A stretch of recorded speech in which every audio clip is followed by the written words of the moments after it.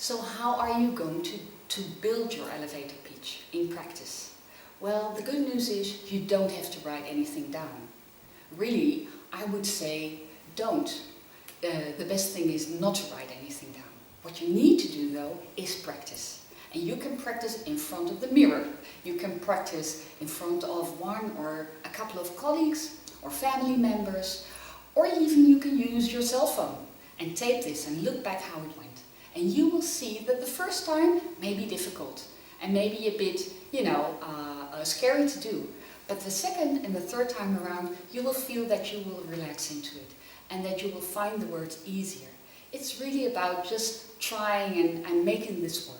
And if you can do this in 60 seconds by really choosing the key elements of your message, of what is important to convey to this particular audience or to this particular person, if you can say that in 1 minute, it is very easy for you to say it in 10 minutes or half an hour, because you can always build from that key essence.